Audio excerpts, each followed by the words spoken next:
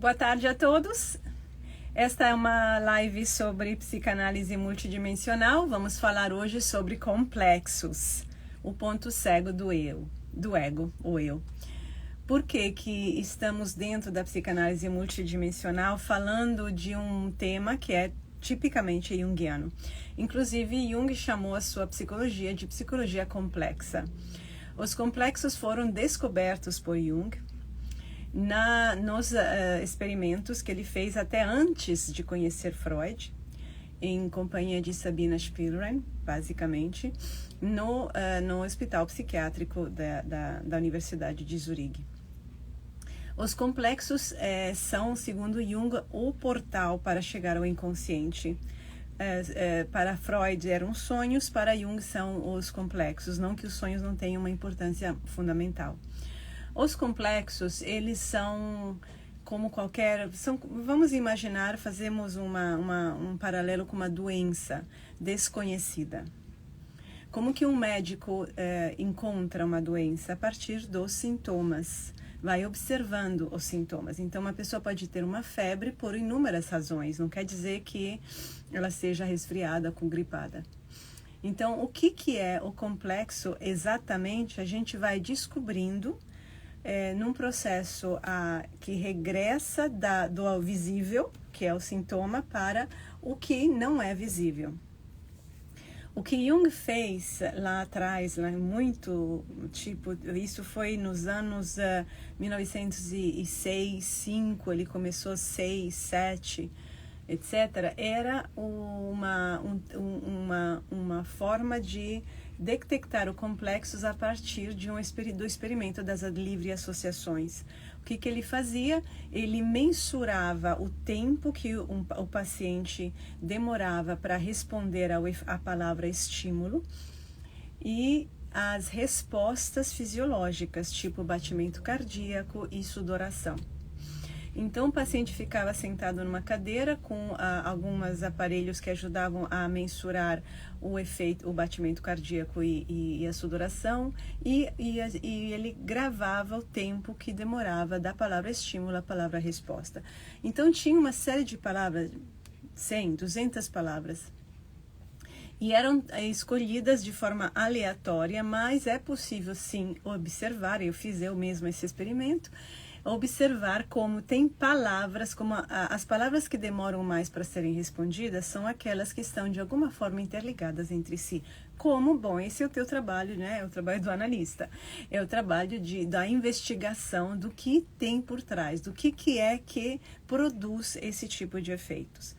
Os complexos, eles são uma série pelo que Jung contou, né? A partir das experiências, e está escrito em inúmeros livros, são um conjunto de elementos vinculados entre si por uma forte componente afetiva, que ele chama pelo afeto. O afeto aqui não é eu sou uma pessoa afetiva, é a tensão emocional e que vincula uma ideia, vincula as pessoas também, mas vincula ideia, crenças e a dinâmicas internas. Então, esses elementos eles estão vinculados por essa energia, por assim dizer, que está preenchida também de significados. Ela não é simplesmente uma energia sem valor, sem conteúdo significativo. É como literalmente encontrar resolver um caso de detetive, né? Tem um sentido, a história tem um sentido. Qual é o que a gente descobre quando se aplica nesse processo, a demora. Não é uma coisa simples. Entretanto, é o ponto central. Os complexos são extremamente interessantes. Jung escreveu um texto que se chama Teoria Geral dos Complexos, que eu analisei no meu livro Psicanálise e Vidas Passadas, parágrafo por parágrafo. E é um texto que beira, como outros autores já falaram, a espiritualidade. E eu mostro nessa minha análise como os complexos, não sei dizer se são só isso, mas com certeza as vidas passadas se apresentam como complexos na psique da pessoa. Por isso aqui estamos falando de psicanálise multidimensional, porque estamos extravasando dessa dimensão, nesse tempo e espaço. Então, e vamos para outros tempos, outros espaços. Os complexos é como uma vida passada se apresenta a nós. Por que é um ponto cego do ego? Porque o ego surge na psique atual como um conjunto, ele também de complexo, tanto que um chama o ego um complexo. O ego é um complexo. E ele, ou seja, tem uma série de conteúdos que formam o ego, ou a sua identidade. Você se identifica como a pessoa que você é, porque você sabe isso de você, você pensa isso de você teve essas experiências, tudo isso são conteúdos, elementos, tipo de um quebra-cabeça, que forma o ego. Aí você diz, eu sou isso, que você goste ou não, sei, é isso. Então, o complexo é esse ego aqui de outra vida, Ele teve outras experiências, inclusive tinha uma psicologia um pouco diferente da tua, sim, mas não muito. Porque existe uma raiz comum. Será o si mesmo junguiano? Talvez. Uma raiz comum. E essa raiz se manifesta em diferentes egos, que viveram em diferentes épocas históricas, em diferentes lugares do mundo, e culturas diferentes, religiões diferentes, hábitos e tudo diferente, em geral, né? E mesmo que tenha sido no mesmo país, é outro tempo. Então, esse ego, quando tem esse ego, que é esse conjunto de experiências, inclusive, porque imaginando uma vida mais longa, a pessoa acumula inúmeras experiências. Esse ego, ele descobre muitas coisas, ele faz conhecimento, ele aprende, ele evolui e morre. Morre e não morre. Algo morre, a raiz permanece. E essa raiz foi nutrida por todo esse conhecimento. Agora, o que morre, não necessariamente morre tranquilo, feliz, tendo resolvido tudo.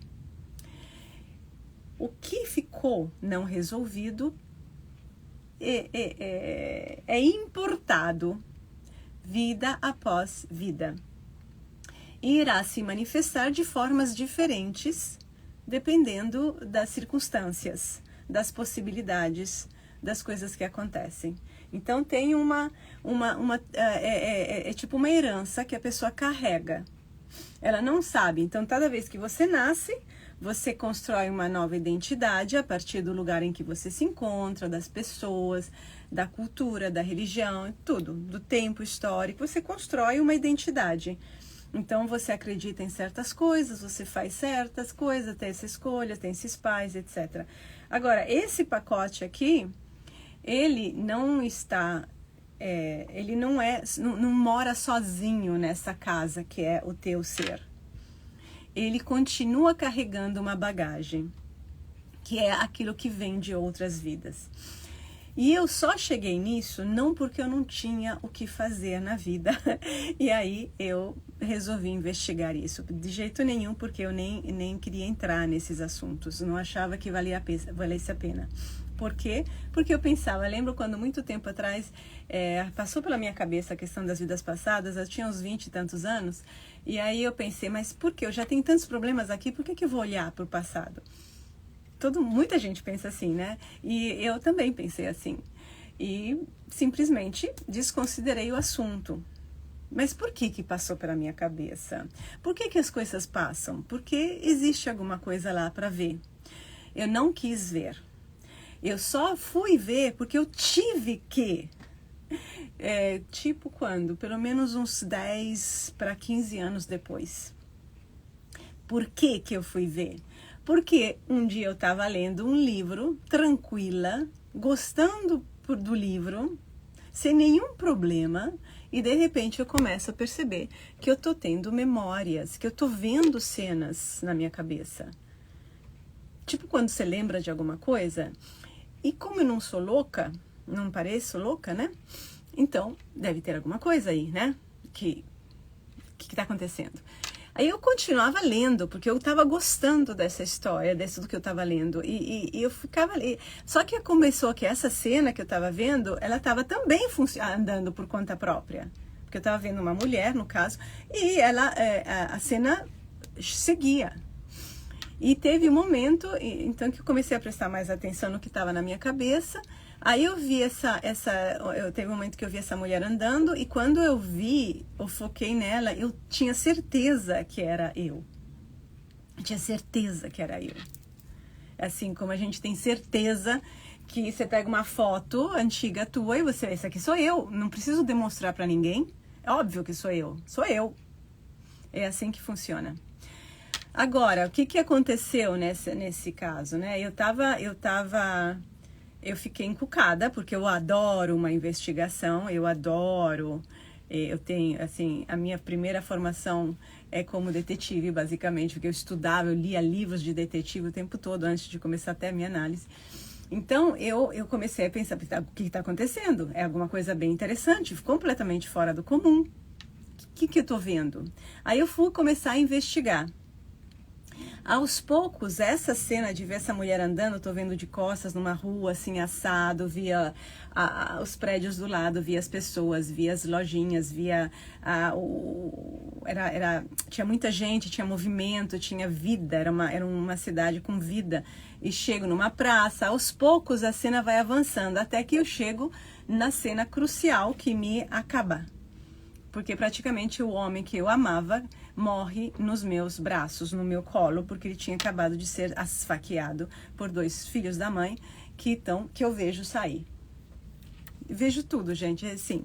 E ele morre, eu vejo como é que ele é, vejo ele é um oficial, inclusive, estamos na França, vejo esses 2 caras, sei que eles foram mandados porque eles não teriam, foi um assassinato. E essa cena e eu começo a chorar. E eu choro compulsivamente. Repito, se eu não sou louca, ou eu sou louca, ou a coisa tem sentido. Isso vale para todo mundo. Choro compulsivamente. E aí eu vou tentar, depois que eu me acalmo, continuo investigando, até que eu percebo que eu não entendo absolutamente o que está acontecendo. E eu não sou uma pessoa que fica, porém, nessa lenga-lenga, na choradeira que não leva a nada. Então eu fechei essa porta de novo da vida passada. De novo eu fechei, porque não tinha instrumento algum para entender. E a minha formação em psicanálise, apesar de ter sido bem boa e de uma psicanálise bem avançada, que é a psicanálise pós-junguiana, não me dava ferramentas para compreender e eu não tinha condições de compreender. Então eu fechei novamente. Isso era 1999. Fechei novamente.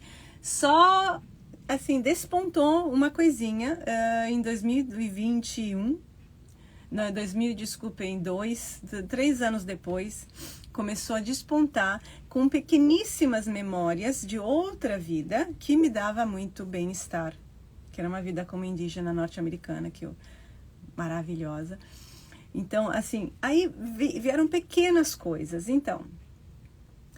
E eu estava por que eu estava nessa jornada? Porque eu estava tentando me entender. Eu estava tentando me entender. O que eu queria era poder me entender para resolver a minha vida. O que é resolver a vida? A gente tem angústias, a gente tem tristezas, a gente tem dificuldades materiais, desafios. A vida vai acontecendo, não é que você decide tudo. Mesmo que você decida, a vida vai acontecendo. Você resolve ir para um caminho, de repente acontece alguma outra coisa e você se encontra em outro. Aí você está com uma pessoa, depois a coisa não é como você imagina.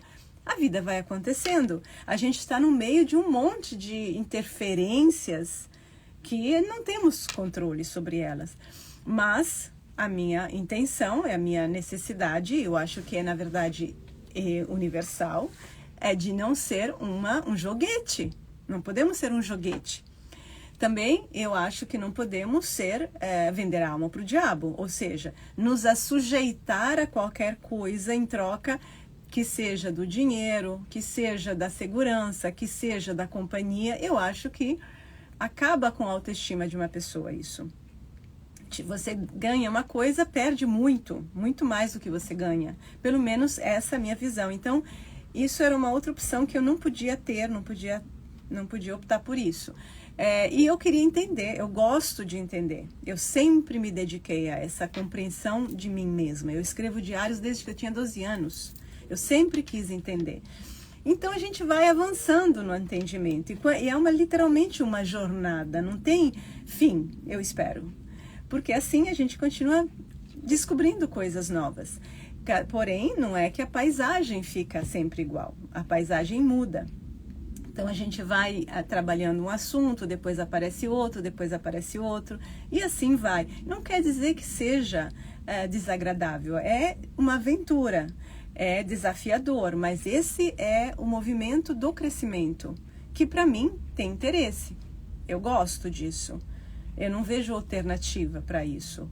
Eu vejo alternativa é a pessoa se apagar, se drogar de alguma forma. Então, foi por causa desse movimento em que eu estava, eu tinha me separado do pai da minha filha. Por quê? Porque o homem bebia. E não era só bebida, porque a bebida estraga completamente, a bebida quando vira vício, estraga completamente uma pessoa, mas tem a personalidade dele também. Mas eu tinha um vínculo forte, mas e aí? O que é isso? O que não é? Tudo essas coisas precisam ser trabalhadas. Não basta só cortar. Eu cortei no sentido que eu me separei fisicamente. Mas o vínculo permaneceu por muitos anos. E até inclusive a gente se casar. E depois finalmente acabou. E aí depois eu entrei numa outra fase maravilhosa que só podia ter entrado por causa de ter resolvido por absolutamente completo o que tinha antes. Então a gente precisa ter essa força de seguir e de tentar conseguir avançar na vida sem perder pedaços de nós pelo caminho. Então eu estava nessa coisa, nesse processo de não... E eu estava com uma bebê de 10 meses, eu me separei com uma filha de 10 meses e sem dinheiro, sem dinheiro. E aí eu estava lendo esse livro, então aconteceu esse episódio, e aí eu fui seguindo, e aí aos poucos vieram lembranças. Até que eu finalmente, a coisa foi seguindo tanto, que eu finalmente entendi qual que era a ponte para chegar a falar de vidas passadas dentro da psicanálise, porque eu sou psicanalista, aliás, hoje é dia 21, no dia 19 de março eu completei 36 anos de carreira de psicanalista. Então, assim, tá no meu sangue essa altura. Então, tudo que eu fazia estava dentro da perspectiva da psicanálise.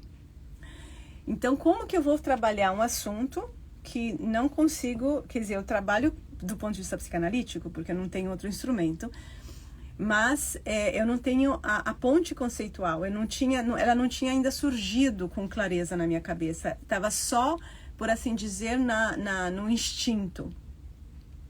E aí, finalmente, essa ponte surgiu. E é por isso que eu escrevi esse livro, Psicanálise e Vidas Passadas, porque nele eu construo, ou seja, explicito a ponte conceitual, que é importante, porque eu não gosto de fazer as coisas assim para fazer misticismo barato, a ponte conceitual para incluir de fato. E a chave dessa ponte conceitual é o conceito de complexos junguiano, o conceito de sujeito reflexivo, que é da Montefoschi, e o conceito de função anímica, que é da Montefoschi, que a gente estuda na formação em psicanálise pós-junguiana. Então, com esses conceitos é que não dava... eu acredito que Jung soubesse sim das vidas passadas, mas ele não tinha como falar disso de uma forma séria. Teria que apelar a alguma religião, alguma revelação, etc. Não é sério dentro da perspectiva do conhecimento humano que a gente precisa justificar, embasar. Então agora tem isso. E o complexo, ele... Por ficar nas entrelinhas, não ser diretamente abordado e ficar nas entrelinhas da psique, ele age como um ponto cego. Como que a gente descobre? Literalmente, até com a gente mesmo, não se contentando de respostas prontas. não se contentando de colocar um band-aid por trás das nossas feridas, das nossas dores. E, ao mesmo tempo, tendo confiança no processo. Porque tem esse conceito da confiança no processo. Por que que eu tenho confiança? Porque por prática mesmo e por experiência de vida.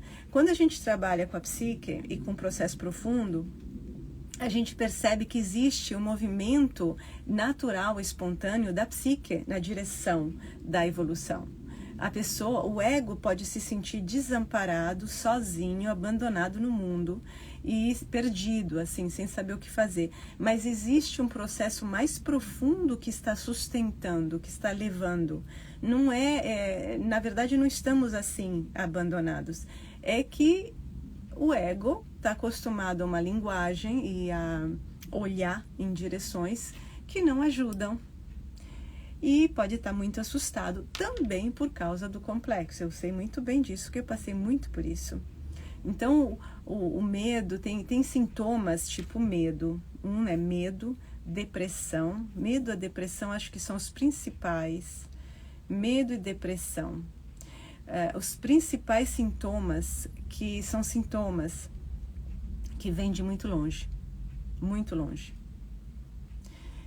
Tem uma raiz que nutre, infelizmente, né, esses sintomas. Então, se a gente não for até a raiz, como para qualquer problema físico, a gente não resolve a doença. Não é? É como ter um abscesso e você ficar mexendo, fazer uma limpeza de dente. Não dá. Você tem que entrar num abscesso e limpar tudo lá no fundo, para aí sim você resolver.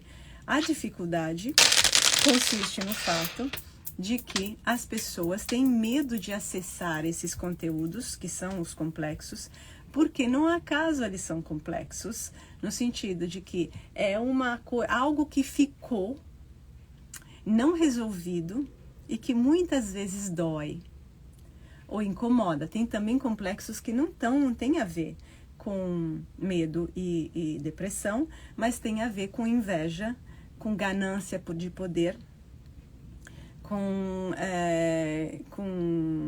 ranço, ressentimento por não ter tido, por não ter podido, por não ter conseguido. E, inclusive, as pessoas, tanto para a culpa, tem a culpa também, que é um outro sentimento que vem de longe. Muitas vezes eu vejo culpa, assim, as pessoas acham que aquilo que elas sentem, de fato, remete a uma culpa, por exemplo, real que ela teve. Várias vezes eu vi que não é isso o caso. Assim, encontrei as pessoas, eu vi que não é isso. A pessoa interpretou. Quantas vezes acontece você na tua vida, você fez quantas pessoas... Assim, é muito comum, as pessoas se sentem culpadas por coisas que não é culpa delas.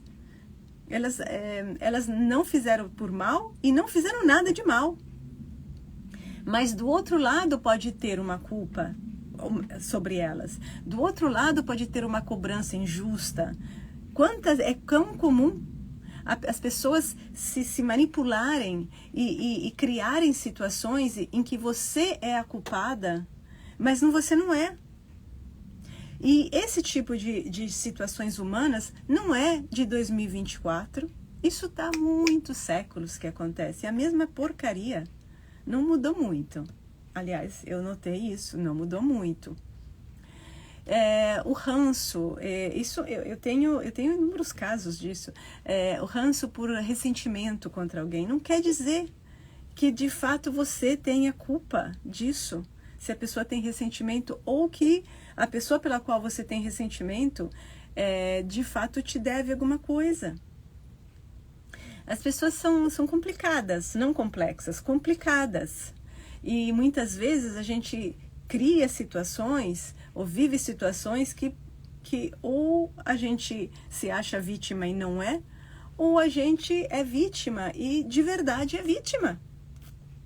Que não quer dizer ficar no vitimismo, quer dizer que você foi ferrada e não era para ser. Assim acontece. Não é tudo causa e efeito, tudo tem que ser, tudo... Não é. E eu não estou falando isso por nada, nenhuma outra razão, a não ser que eu ouvi e vi na prática de pessoas, sem contar a minha.